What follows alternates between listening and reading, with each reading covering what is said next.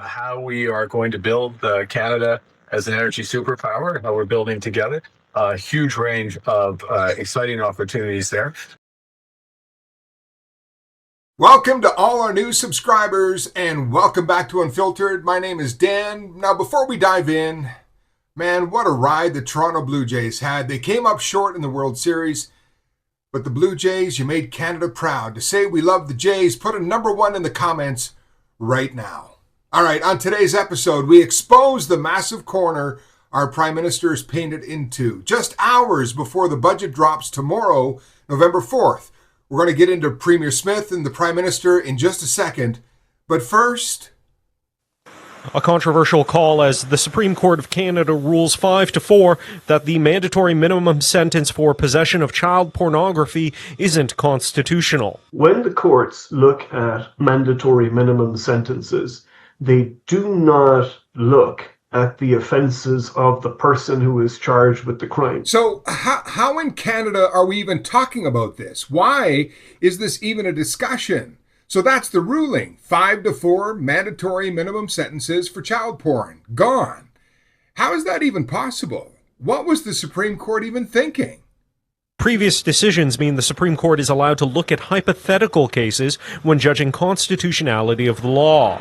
In this case, justices considered the possibility of an 18-year-old receiving explicit images from another 18-year-old of that second person's 17-year-old girlfriend. That first 18-year-old didn't ask for the image, but now possesses child pornography. If there is a reasonably foreseeable scenario in which someone could be prosecuted and charged and sentenced under the same provision, if there's a reasonable possibility of that, then the sentence as a whole is unconstitutional. Law professor Paul Daly notes the disagreement among Supreme Court justices isn't about using hypotheticals. It's about if that hypothetical case of the 18-year-old is relevant to what's being judged. I don't know. That just seems insane. An 18-year-old hypothetical case deciding the law for the whole country. And if you remember, not that long ago, this Prime Minister, he was getting tough on crime. In addition, we will reverse laws from previous governments that are simply not working. And the first of those is conditional sentences for sexual assault. Right now, someone convicted of sexual assault can be eligible for a conditional sentence, meaning they may be able to serve their sentence at home, in the very community where their victim lives. That is not justice. Okay, so the Prime Minister's out there saying he'll reverse laws that don't work, standing with the RCMP, but no word on this case. As of today's recording, November the 2nd, I've seen nothing from the Prime Minister online. Now, if you have, drop it in the comments below, but so far, I've seen nothing from him, not a peep. This is the first of several corners the Prime Minister is painting himself into. We've got more to come. Hang tight. And wait until you hear how Pierre Poilievre reacted to this ruling. That's coming up. But first, here's how other leaders in Canada responded online. Doug Ford from Ontario telling Ottawa to immediately overturn the Supreme Court ruling. Then Premier Scott Moe posted and reminded everyone why elected leaders, not unelected judges, should be the ones making the laws. And finally, from Alberta, Premier Danielle Smith calling the decision outrageous and demanding the government use the notwithstanding clause to protect our children here in Canada. Now that's leadership. That's taking a stand. And then there's the Conservative leader, Pierre Poilievre. He is wrong-headed, and I would oppose the ruling, and I would use the notwithstanding clause to overturn it. And my future government will introduce mandatory prison sentences for possession of child pornography so that dirtbags like this go away for a very long time. So that's part 1 of the Prime Minister's problems. Now let's talk about part 2. And here's where it gets real for Alberta. Premier Smith's deadline to clear out those 9 bad laws. It's coming up fast, November the 16th, and it's got the Prime Minister boxed yet again. About as well is how are we going to get big major projects built? What are some of the compromises that need to be made? what are some of the ways in which we can develop energy infrastructure at the same time as reduce emissions. And I think the Prime Minister knows well I've got 9 laws in my crosshairs that I really hope that we'll be able to make some substantial revision or even repeal in order for us to be able to do all of that. So we do have a lot to talk about. Bottom line, that's Alberta basically saying enough red tape, let's build. But what's Carney saying? No hint of anything for Alberta, and November 16th is coming up fast. What's really being said? Markets, he's still not stating his support for an oil pipeline to the Pacific, nor has he gotten any projects underway that would achieve any of these things. So there was the normal repetition of already broken promises with a lot of fancy million-dollar words. I think that pretty much nails it. Still no pipeline, still no plan, all talk, no results. And that brings us to part 3, the budget. The Carney government set to release their budget tomorrow sometime. Now, normally the Prime Minister, they do a speaking tour, their opportunity to pre-sell the budget.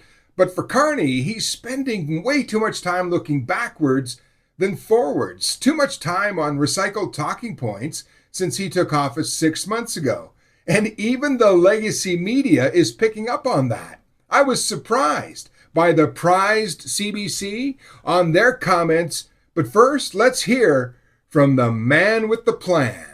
And this is what the upcoming budget will be about.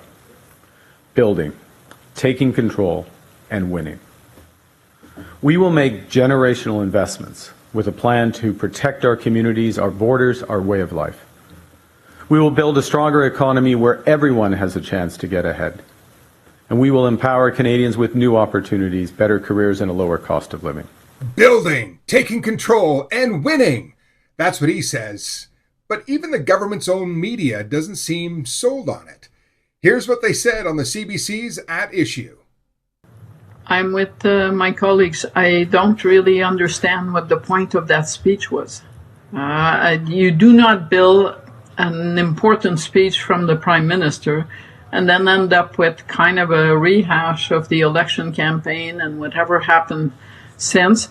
And if Mark Carney thought that he was speaking to Canadians, they would have tuned him out because they've heard all this. Interesting. The CBC basically saying his speech made no sense. Not a good sign when they're even confused. Wait until you hear how the opposition reacted to the Prime Minister. That's coming up. Hang tight. And again, the pre-budget speeches, they're to engage the public, get the main nuggets out for Canadians in the budget, into the media early to win their confidence of the people. Usually. And more fundamentally, our goal is not just to do reasonably well, but to grow stronger than the rest of the G7. And as we work to do so, I want to make this promise to Canadians. I will always be straight about the challenges that we face and the choices that we must make. And to be clear, we won't transform our economy easily or in a few months. It will take some sacrifices, and it will take some time. There it is, the line everyone's talking about. It will take sacrifices. Sacrifices from who? Canadians are already stretched thin. We have record numbers at the food bank. We have a housing crisis, an immigration crisis, a criminal justice crisis, a U.S. tariff crisis, and our Prime Minister decides to say, more sacrifices? This guy is painted in a really big corner in a really bad way. There was dialogue with the Chinese on canola, pork, seafood, and electric vehicles, but no deal. Without a deal with the Americans or Chinese, Carney is focused on defending the home front. Carney says his next move is to get the budget passed. The budget will be delivered on Tuesday, and record billions of dollars is expected in major projects. But a record deficit is also expected, and it may not pass because Carney doesn't have the votes. The Liberal government is still in a minority position. Well, there's the CTV reporting he doesn't even have the votes to pass the budget. Minority government, record deficits. This guy's trapped again. The Conservative opposition didn't mince words about these sacrifices and Canada's young adults. But instead of saying, given that things are so bad, we Liberals are going to reverse course on all of the policies of inflation, of blocking home building, of standing in the way of resource projects. Instead of that, he asked young people to make more sacrifices. This was the sacrifice speech to Canadian youth. And he said it's going to take lots of time to reverse all the damage. Mr. Carney, our youth have sacrificed enough. Pierre Poilievre calling it the sacrifice speech to Canadian youth. Hard to argue with that when you see how bad things really are and possibly how bad they're going to get. So it's with interest that I read the headline in CTV today, and I quote it. Carney signals he's prepared to fight an election over next week's budget. Why does the Prime Minister, this costly Prime Minister, want a costly election now? Why?